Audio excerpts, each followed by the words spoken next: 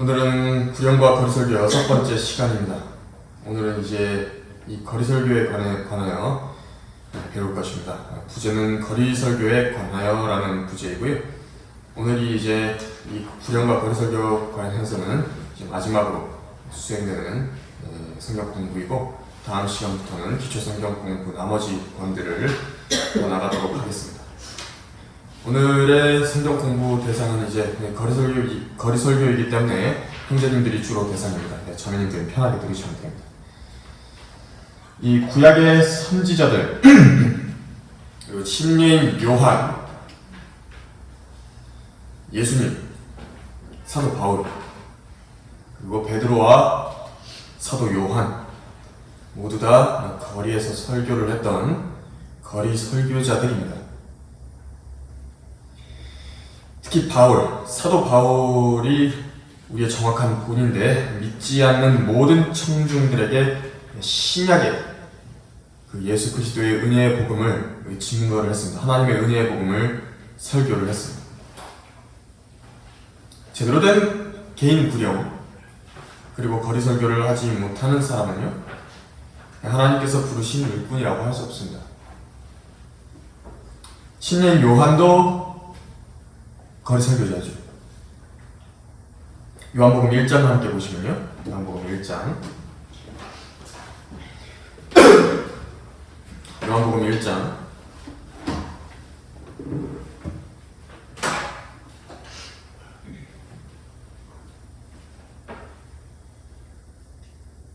요한복음 1장 15절에서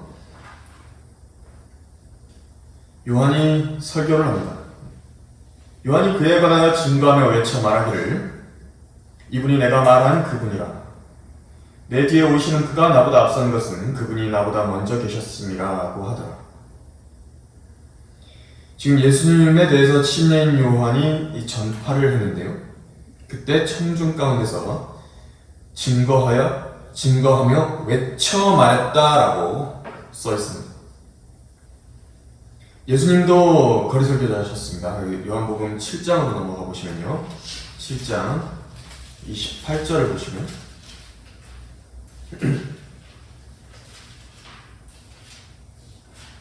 요한복음 7장 28절에서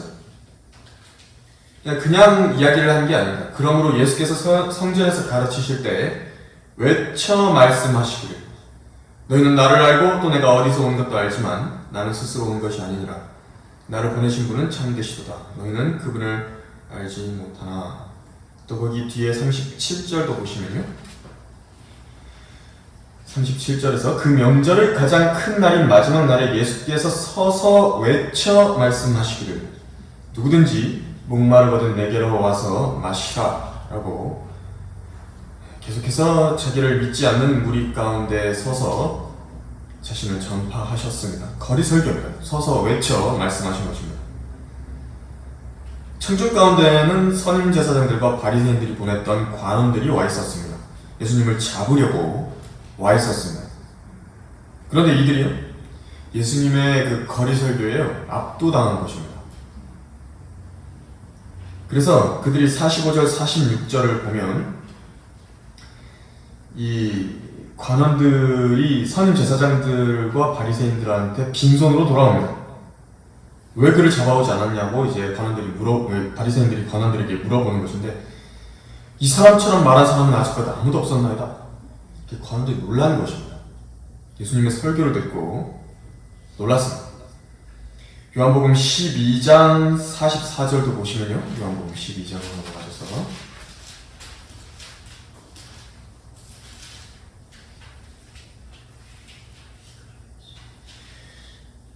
그러나 예수께서 외쳐 말씀하시기를, 나를 믿는 사람은 나를 믿는 것이 아니라 나를 보내신 분을 믿는 것이라. 또 나를 보는 사람은 나를 보내신 분을 보는 것이라고 담대하게 외치고 계십니다. 이것이 복음 전파의 아주 효과적인 방법입니다. 거리 설교가 바로 그 효과적인 복음 전파의 방법이 됩니다. 듣든지 듣지 않든지 다수의 사람들에게 동시에 복음이 전해지도록 하는 방법입니다. 선지자들도 자신들이 받은 그 메시지를 전할 때요, 명령을 받았습니다. 가라!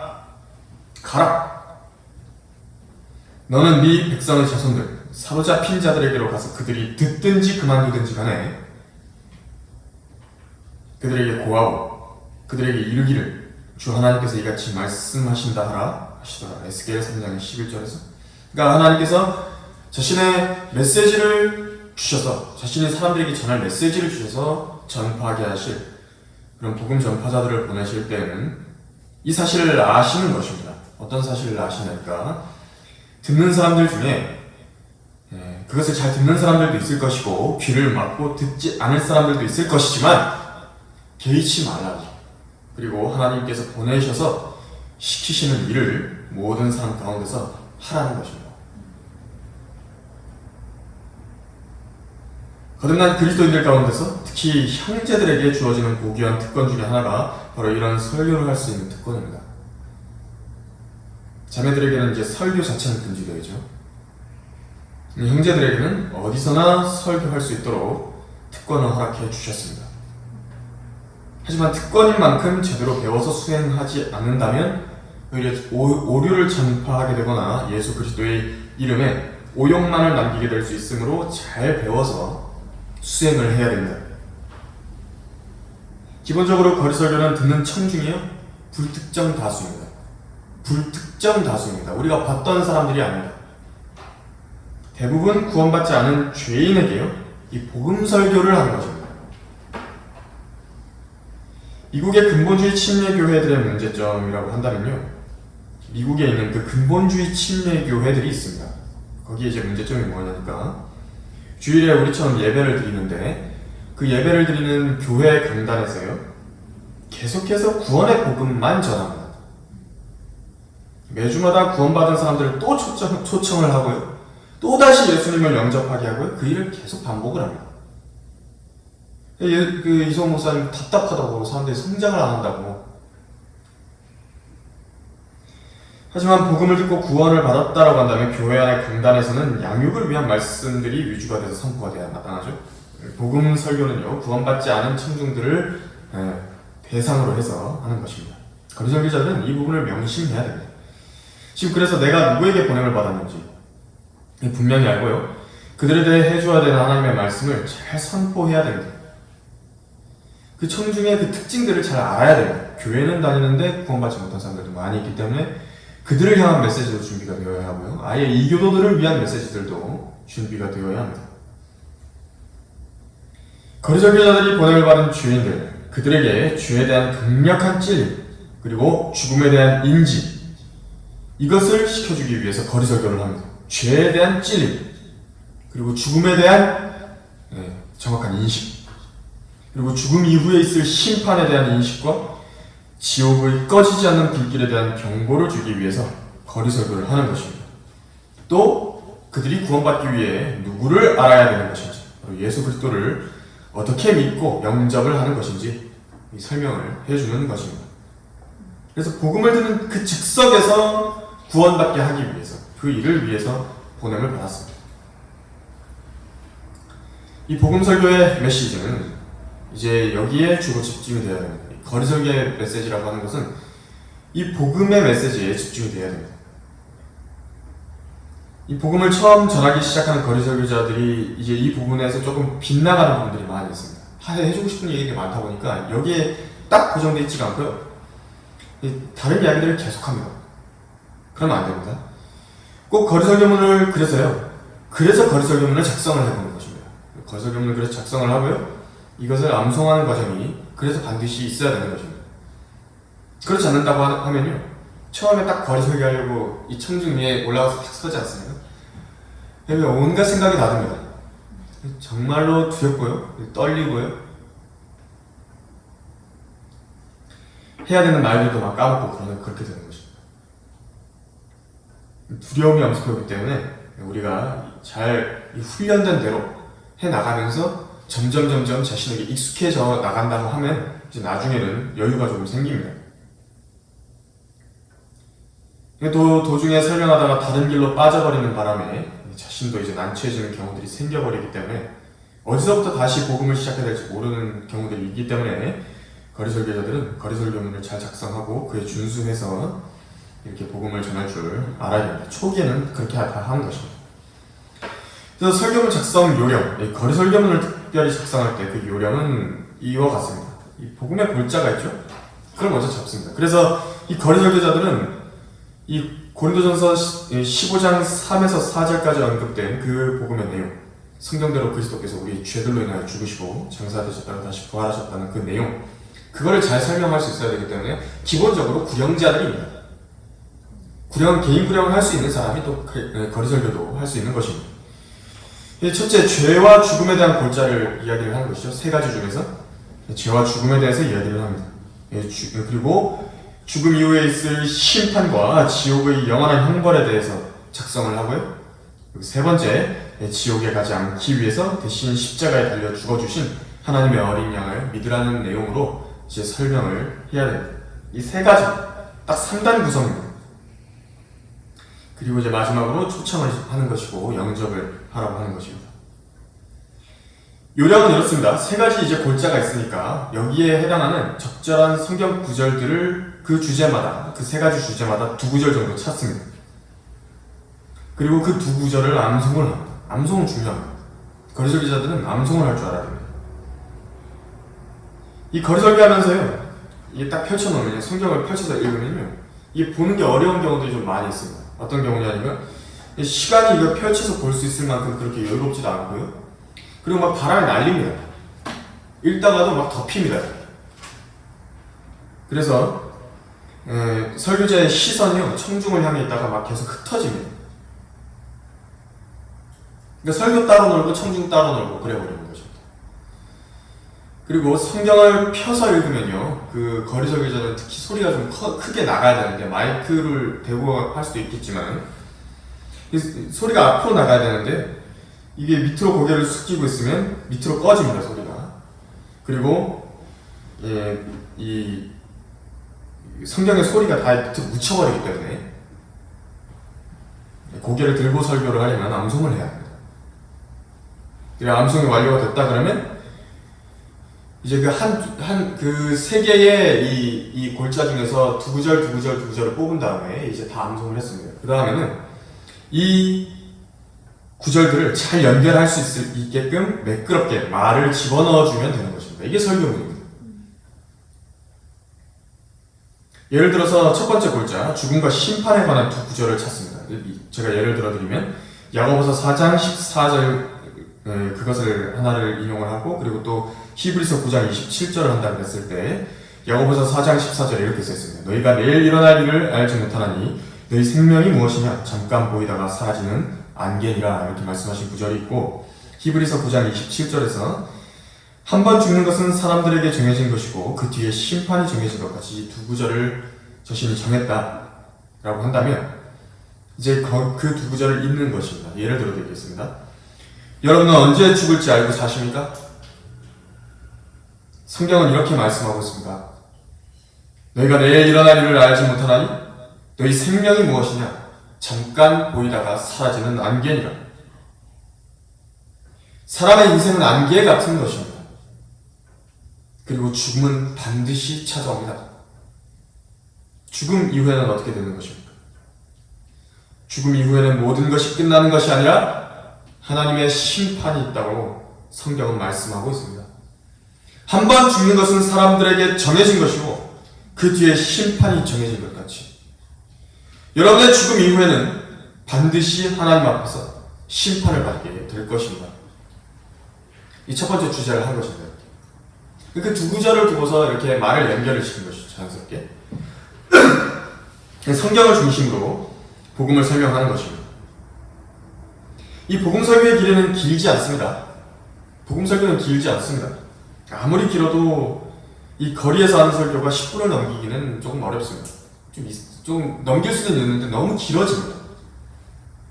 고정된 청중이 아니기 때문에 나중에는 이 복음의 내용이요, 한 번의 거리 설교 안에서 여러 번 반복되게 해야 되는 경우들도 생깁니다. 이게 그 예전 같은 경우에는 한 2000년대 초반 그리고 또 1990년대 이제 후반에 저희 선배들 이제 거리에 나가서 거리 설교를 하게 되면 그 당시에는요, 이게 앰플 들고 거리 나가서 설교를 하지 않습니까? 사람들이 둘러 모였다면 오늘날과는 다르지 않습니까? 많이 다릅니다, 분위기가. 오늘날과는. 오늘날은 많이 완악해졌습니다, 사람들은. 지금 관심이 없습니다. 하도 교회들이 엉뚱한 소리 하고, 교회들이 막, 이렇게 목사들의 이런 어떤 취태들이 막 사람들한테 드러나면서 사람들이 신뢰를 잃어버렸어요. 교회에 대한 신뢰를 다 잃어버린 것입니다. 그래서 그렇게 듣지 않습니다. 그래서 복음설교가 그렇게 청중들이 이렇게 모여있을 때처럼 이렇게 10분 동안에 아주 정연하게 설교할 수 있는 그런 여건이 잘 마련되지가 않습니다. 그래서 한번 설교하는 장소가 이제 예를 들어가지고요, 횡단보도라고 한다면 한 번에 대기가 있죠. 건너가려고 기다리고 있는 사람들이 있는데, 이 복음의 내용이 한 번에 다 전달될 수 있도록 그 짧은 시간 내에 설명을 해줄 수 있으면 좋습니다. 물론 그렇게 안 되는 경우들도 많이 있는데요. 이렇게 되면요, 어떤 때는 2분, 3분 안에 한 메시지가 다 전달돼야 될 때도 있습니다. 이 짧은 시간이기 때문에 다른 이야기를 할 시간이 없습니다. 그래서 이 복음의 골자가 자기 안에 잘 설명될 수 있도록 이 설교문 작성을 통해서 익숙하게 되어 있어야 됩니다. 그래서 이것을 잘 써서 입에 붙여놓는 것은 아주 잘하는 일입니다. 그래서 거리설교문 작성이 이제 잘 되는 와중에 있다라고 한다면 잘 안 되더라도요, 그것을 저한테 한번 가져다 주시고 저와 함께 실습을 해보시면 됩니다. 그래서 이제 함께 거리설교 할 수 있다라고 이제 한다면은 이제 대구 성경 침례교회 이름으로 정식으로 거리설교 하면 되는 것입니다. 이 거리설교자들은요, 이 교회를 대표하는 얼굴들입니다. 그래서 이 설교 내용 자체뿐만 아니라 이 설교를 하는 모양과 전달력, 모양이 있고 또 전달력이 있죠. 그것이 옳지 않게 되면요, 교회 구성원 전체의 얼굴에 이제 손상을 가하는 것이 되기 때문에 주의해서 행해야 됩니다. 나 때문에 다른 성도들이 성경대로 믿는 이 이름에 대해서, 그 얼굴에 대해서 이렇게 자기 자신을 반영해서 보여주는 것입니다. 다른 사람들도 저 사람 같겠네, 이렇게 설명하는 것입니다. 이렇게 생각하는 것입니다. 또 거리설교자들이 거리설교팀 전체에 끼치는 영향은 엄청납니다. 주변에 이제 개인 부양을 하려는 같이 가는 동료 그리스도인들이 있지 않습니까? 전도지를 나눠주는 사람들한테 이제 힘이 되어야 되는 것입니다. 이제 그렇게 되려면요, 거리설교, 이 복음설교가 가볍거나 이 만단처럼 되어서는 안 됩니다. 말씀의 권위를 분명하게 의식한 채로 전달이 되어야 합니다. 하나님의 말씀을 전하려고 나간, 위탁받은 대사로서 나간 설교자라는 것을 알아야 됩니다. 그래서 거리설교자들의 복장, 두발 역시 단정하게 되어야 됩니다. 기본적으로 정장에 넥타이를 하도록 하고요, 이 구두를 신고서 수행을 합니다. 이제 여름에 너무 더운 날씨라 그러면 외투를 벗어둘 수 있습니다. 설교자는 그리고 모자를 착용하지 않습니다. 이 모자의 의미 자체가 이제 내가 이렇게 권위 아래 있다라는 어떤 그런 내용이 되기 때문에 하나님의 영광인 남자들은 이렇게 머리에다가 쓰지 않고 설교를 합니다. 그리고 될 수 있으면 성경을요 손에 들고 설교를 하는데, 누가 보더라도 교회에서 나온 설교자구나, 거리설교자구나 이걸 알 수 있도록 해주는 것이 좋습니다. 저는 주로 앰플을 또 많이 사용을 합니다. 앰플을 사용할 수 있습니다. 거리설교할 때 이 장소에 따라서 적절하게 소리를 조절해야 됩니다. 너무 크거나 너무 작은 소리, 적절하지 않습니다. 잘 들리지 않는 음성, 말소리, 이것은 설교의 근본적인 목적을 훼손하는 것입니다. 잘 들리지 않으면 안 됩니다, 설교가.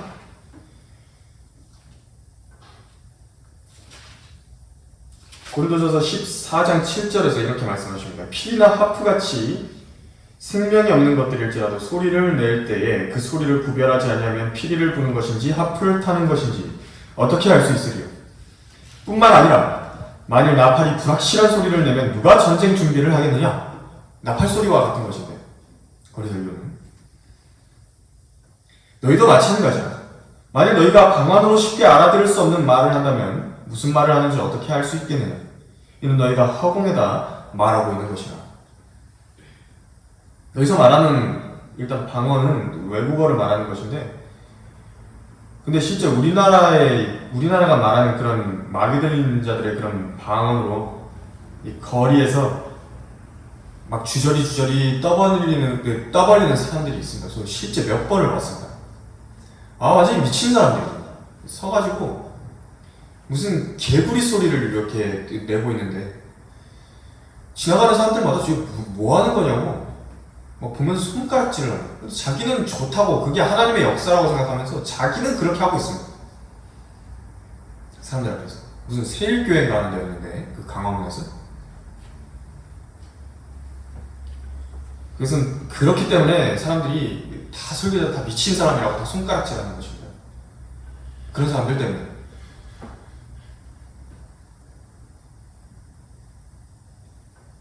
그 앰프를 사용할 때요, 이 집회에서 사용하는 그 앰프, 이 데시벨 같은 것을 이제 규정해 놓은 국가의 법이 있습니다. 근데 이제 이게 이 집회 시위라고 하는 것이 우리의 그 거리 설교를 말하는 것이 아니에요. 그 외 대규모 광화문 집회 이런 거 있지 않습니까? 그런 거 말하는 집회인데 사실. 근데 사람들이 하도 이제 이걸 가지고 걸고 넘어지니까 한번 다루려고 합니다. 이 정해놓은 데시벨이 있는데요. 그래서 그게 측정 방법이 뭐냐니까 그 데시벨을 이제 측정을 해가지고 이게 법을 어긴 거냐 아니냐를 측정을 한다고 합니다. 그래서 어떻게 하냐니까 이 거리에서 이제 앰프를 틀어놓지 않습니까? 그러면은 어디서 측정을 하냐니까 그 맞은편 건물 안쪽입니다. 건물 내벽입니다. 건물 안입니다. 건물 안. 거기에서 데시벨을 측정을 한다라고 합니다. 그 규정에 따르면, 그 법의 규정에 따르면. 그런데요, 이 거리 설교용 앰프 있지 않습니까? 이것을 좀 조절을 해가지고 쓰면요, 해본 사람이 좀 있나 봅니다. 이게 데시벨 수치에 걸리지도 않는답니다. 오히려요, 지나가는 버스 소음이 데시벨보다도 그 앰프 소리보다 크답니다. 측정해봤을 때, 실제로. 그런 경험담을 들은 적이 있습니다. 지난번에 한번 사후사거리에서 거리설교를 오래 했었었는데, 신학생들이랑 같이 했었었는데, 이 거리설교하는 날이면은 막 경찰서에서 전화에 불이 난답니다. 앞에 이제 상가에서 상인들이 단체로 연합을 해가지고 전화를 막 돌립니다. 신고를 막 돌리는 거죠. 그래서 이제 경찰들이 나와서 이제 계속 제지를 했었습니다.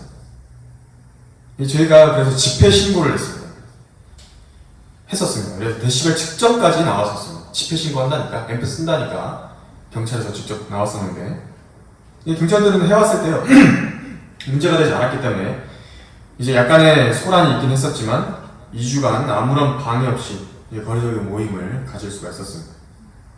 그때 저희 팀 중에, 거리설교 팀 중에 강력계 형사 출신 형제님 한 분이 계셨었습니다. 강력계 형사 출신이셨는데 그분이 이제 같이 모임에 참여하고 계셨는데 그분이 하시는 말이 뭐냐니까 사실 이런 포교 활동 같은 경우에는요 이 집회 신고도 사실 필요가 없답니다. 안 해도 된답니다. 그리고 이런 앰프 자체가 집회용 앰프가 아니기 때문에 데시벨 측정도 사실 안 해도 무방하다 이렇게까지 말씀을 하셨었습니다. 근데 하도 앞쪽에서 난리를 치니까 상가에서 그 형제님이 직접 경찰서에 가셔가지고 집회 신고를 하고 오셨었습니다. 그래서 앰프를 쓰지 않는다고 해서요. 그래서 이제 앰프를 쓰지 않는 경우들도 있죠. 거리설교 때. 근데 이제 그래도 문제는 계속 있습니다. 듣기 싫어하는 사람들이 있기 때문이고 특히 마귀 자식들이 있는데 어떤 사람들이 주로 신고를 하냐니까 불교도들, 또 천주교도들, 점집 하는 사람들 이런 사람들입니다. 대부분 신고에 아주 열을 올립니다. 교회 다니는 사람들이 보통 그렇게 신고하지는 않습니다. 이교도들이 보통 그렇게 합니다. 이 풍무에서도요, 김포에 풍무라고 있는데 거기에서도 이제 복음을 전할 때 그때 이제 앰프를 쓴다 그래가지고 조그만한 앰프입니다. 별로 크지도 않습니다. 근데 그것 때문에 경찰이 와가지고 계속 방해를 했습니다. 그래서 이제 앰프를 안 쓰게 됐죠. 그래서 앰프를 안 쓰고 설교를 했는데 그런데도 이제 경찰이 와가지고 신고가 또 들어왔다고 제발 다른 데 가셔서 해주시면 안 되겠냐고 간곡하게 부탁드린다고 요청을 했습니다. 그래서 다른 지역으로 옮겨가서 복음을 전해야 했었습니다.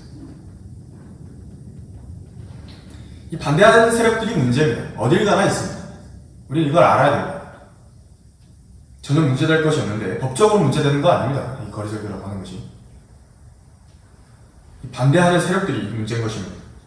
그 지역에서 그 많은 사람들이 구원받고 또 복음을 전해 들었고 그만큼 하나님의 역사가 있었기 때문에 마귀도 그만큼 그들의 세력을 이용해서 반발하는 것이라는 것을 알아야 됩니다.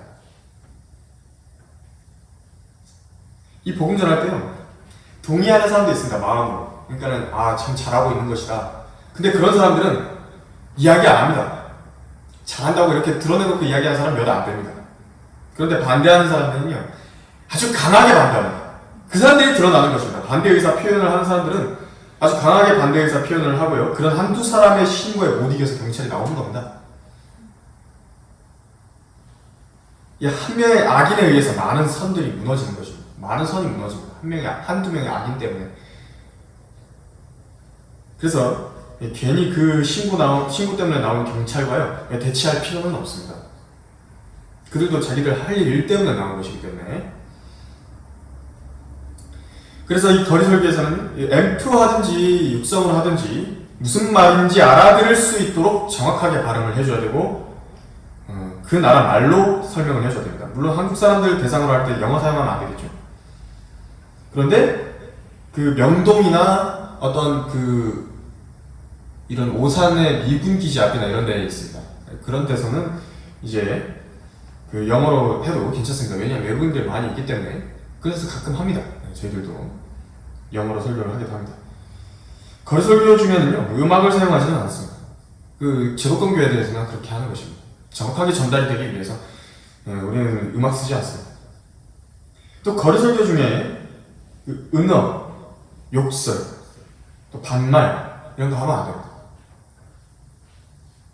또 일부러 상대방의 감정을 자극하기 위해서, 반응을 이끌어내기 위해서 사용하는 어휘라든지 삿대질이라든지 이런 것은 삼가해야 됩니다. 거리 설교자들은 그렇게 하면 안 됩니다. 또 설교를 하는데 이 소리만 질러대는 설교, 이것은 거듭나지 않은 죄인들뿐만 아니라요, 거기에 이제 같이 복음을 전하러 나간 예수 그리스도를 사랑하는 성도들도 듣기 힘들다는 걸 알아야 됩니다. 높을 때는 높아야 되고요, 낮을 때는 낮아야 됩니다. 길 때는 길어야 하고 짧을 때는 짧아야 됩니다. 그리고 이게 이 외치는 것과 이 소리 지르는 것, 이거 좀 다른 것입니다. 다릅니다. 약간 느낌이 다릅니다. 소리만 지르고 감정이 격해진 설교, 이런 것은 지양해야 되고요. 그리고 또 불경 외우는 듯한 어조, 이런 설교도 삼가해야 됩니다. 이 설교 투도 그래서 되게 중요합니다. 거리 설교할 때 연습을 많이 해야 됩니다. 거리 설교. 죄인들의 눈빛과 시선, 이것을 피하지 않을 만큼 거리 설교자들은 담대해야 됩니다. 또 어려운 단어들이나 이해하기 어려운 한자어들, 성경의 어려운 교리적인 내용, 복음의 내용에서 벗어난 지식, 혹은 잡담, 유머, 농담, 이런 것은 거리 설교에서 하면 안 됩니다. 특히 지옥을 말할 때예요, 절대로 농담처럼 설교하면 안 됩니다. 이승 목사님 항상 말씀하셨던 것이, 설교자들은 지옥 이야기할 때 이빨 보이면 안 된다. 그 이야기를 자주 하셨었습니다. 그래서 이제 이런 실제적으로 거리 설교를 수행하다 보면요, 권세자들을 대해야 될 때가 있습니다. 국가적으로 공권력에 해당하는 사람들을 말하는 것입니다. 하나님께서 허락하신 권세자들입니다.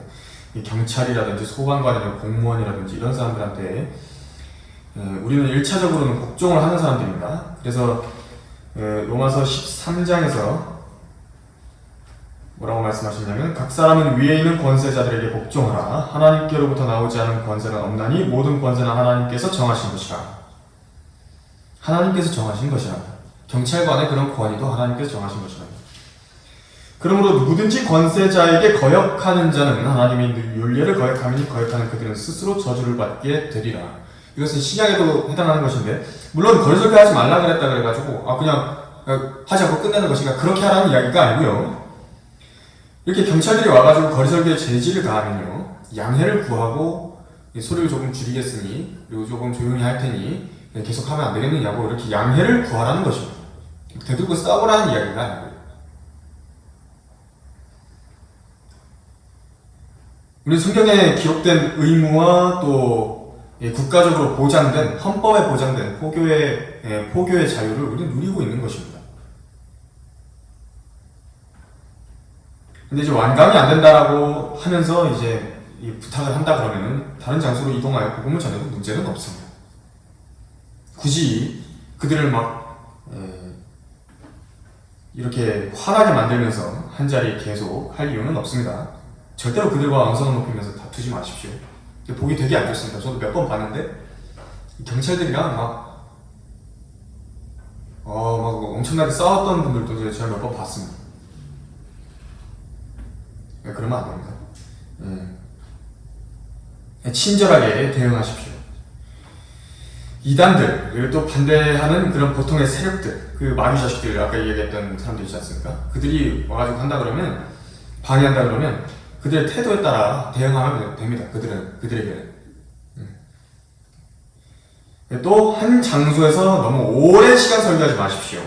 같은 자리에 있는 상인들, 또 거주자들, 그들도 천중들인데요. 1시간, 2시간, 왼종일 들었던 내용을 듣고 또 듣고 있으면요, 아무리 좋은 내용도 짜증납니다. 아무리 좋은 내용도. 그렇기 때문에 적절한 시간, 이제 인구의 유동에 따라서요, 그 장소에 따라서 조금씩 다릅니다. 적절한 시간은. 그래서 유동이 많다라고 한다면 조금 오래 머물러도 괜찮습니다. 1시간 정도 해도 괜찮습니다. 근데 이제 보통 1시간에 머무는 시간이 어떻게 되냐니까, 우리가 순회 설교할 때는 짧게 머무면서 가죠. 한 15분 정도. 길게는 1시간까지 가지게 됩니다. 장소나 환경은 잘 이제 판단해서 그때마다 이제 시간을 그 장소나 환경에 따라서 잘 판단해서 수행하시면 됩니다. 비가 오고 있거나 어두워진 밤중에는 설교를 이제 하지 않습니다. 이 야외인 거리, 밤중인 야외인 거리에서는 설교하지 않습니다. 예수님께서도 해가 떠있는 낮 동안에 일을 하셨습니다. 설교하셨고 가르치셨습니다. 그리고 특별한 경우에 비가 올 때요, 비를 피하면서 우산을 쓰고서 이제 설교하는 경우가 있습니다. 특별한 경우에 못했을 때, 너무 못했다고 하고 또 해야 된다는 강렬한 부담이 있을 때는 그렇게 하는 경우도 있습니다. 그냥 보통은 비 올 때는 하지 않습니다.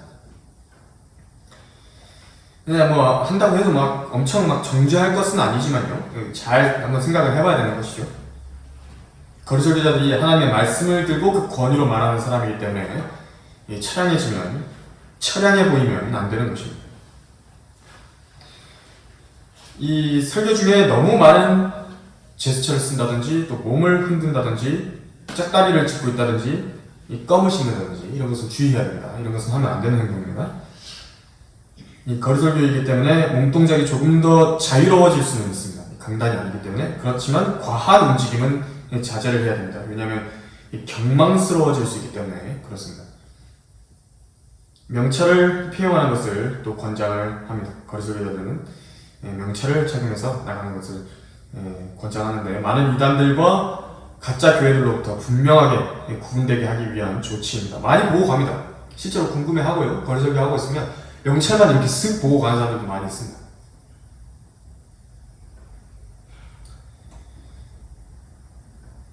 이 거리 설교용 배너, 이런 의도로 줄곧 사용되기도 하죠. 아주 좋습니다. 잘 쓰는 것입니다. 거리 설교자가 설교를 하고 있으면요, 그 옆에는 형제 한 사람이 지키고 있는 것이 좋습니다. 왜냐하면 설교자를 방해하거나 질문을 하거나 위해를 가하려는 사람들에게 적절하게 조치를 취해줄 수 있어야 되기 때문에 그렇습니다. 이 설교 순서도 이제 각자의 현장에 맞춰서, 이제 형제들이 여럿이 있다 그러면 시간을 쪼개서 돌아가면서 그렇게 설교를 하시면 됩니다. 혼자서 오래 하는 것은 체력적으로 큰 부담이기 때문에 서로의 짐을 덜어주는 것이 좋습니다. 이런 거리 설교문 작성, 그리고 또 실제적인 지침들을 말씀드린 내용은 제가 한 형제님께도 이렇게 인쇄해서 드리긴 했지만, 그 거리 설교는 예시와 함께 출력을 해서 이제 누구나 뒤에 볼 수 있도록 게시를 해두겠습니다. 그리고 저기 이제 뒤에다가 꽂아놓고 하면 되니까요. 책장에다가. 형제님들 중에서 나도 복음을 전하되 거리 설교자로서 전하고 싶다 하시는 분들은 참고해서 여기 거리 설교자가 되시면 됩니다. 거리 설교자의 아주 기본적인 방식, 이제 청중들보다 좀 더 높은 자리에 서게 되죠. 그리고 고정된 자세로 이제 복음을 전하는 것이 전통적인 방식입니다. 그래서 팀 단위로 복음을 전하러 나가지 않고요. 이런 전통적인 방식이 있는 반면에 이제 이 앰프가 없는 상황에서요. 개인적으로 복음을 전할 때도요.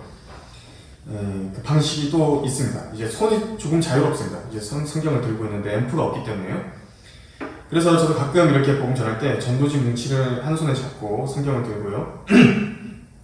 한 장씩 꺼내가지고 전도지를 일단 먼저 나눠주면서 말을 합니다. 이제 거기서 조금 서서요. 너무 많이 움직이지 않는 선에서 조금만 목소리를 좀 크게 높여서 주변에 있는 사람들에게 들리게 복음의 메시지가 전달되게 해준다면 이건 역시도 거리 설교가 됩니다. 가끔 이따금씩 그런 방법으로 복음을 전합니다. 그러면 이제 관심을 가지면서 이제 듣는 사람도 있습니다. 눈빛이 이렇게 마주치는 사람들이 있거든요. 그런 사람들한테 전도지를 이렇게 건네주면 자기가 받습니다. 실제 그런 경우도 몇 살에 있었고요. 그래서 이렇게 복음을 전하게 되면은 청중과 설교자의 심리적 거리가 아주 가까워지게 되는데 효과적으로 복음을 전할 수 있습니다. 이렇게 한 것입니다. 딱 떨어진 상태에서 여기 이제 횡단보도에 사람들이 모여있지 않겠습니까? 그럼 이제 서서 여기에 성경을 들고 전도지 문치를 여기에다가 드는 것입니다. 그 전도지 한 장 뽑아서 이렇게 나눠주면서 한 장씩 전해주는 것입니다. 여기다가 제가 오늘 나눠드린 전도지는 여러분들이 죽으면 어디로 가는지 설명해주고 있는 성경의 명확한 진리를 말씀하고 말하고 있습니다. 여러분들은 절대로 지옥에 가면 안 됩니다.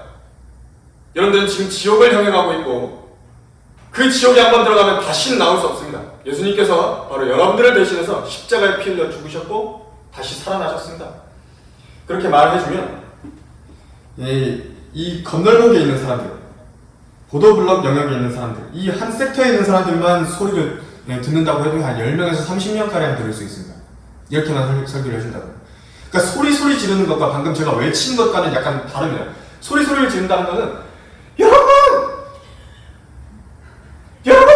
죽으면 지옥에 갑니다! 이렇게 소리를 지르는 것을 이제 소리 지른다고 하는 것이고요. 외치는 것은 이렇게 그 연설톤을 이야기하는 것입니다.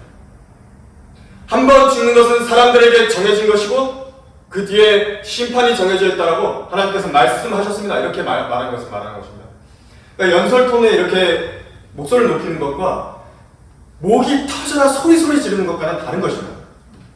그러니까 이것은 연습을 조금 해야 됩니다. 그래서 거리적으로도 연습을 좀 많이 해야 됩니다.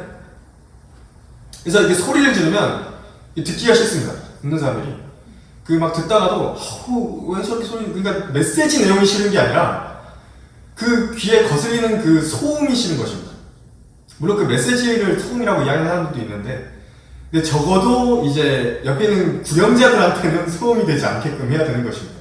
그렇게 되려면 이제 연설톤이 되는 것입니다. 연습을 하면 되는 것입니다. 이송 목사님께서 예전에 미국의 거리 설교를 말씀하신 적이 있는데 그곳에서는 이제 어떻게 하냐니까 그걸 보셨다는 것이 직접 이 횡단보도가 있으면은 보도블럭 영역 4개가 있지 않습니까? 거기서 앰프를 쓰지 않는 경우들이 많이 있는데 각 영역마다 내 영역마다 이제 설교자를 하나씩 맞는 것입니다. 그렇게 해서 그 정지되어 있는 그 위치에 이제 대기하고 있는 그 위치에서는 이제 설교를 하고 이제 또 움직이는 위치에서는 전도지를 나눠주고 개인 관심 있는 사람들 개인 구령하고 그런 식으로 한다고 합니다.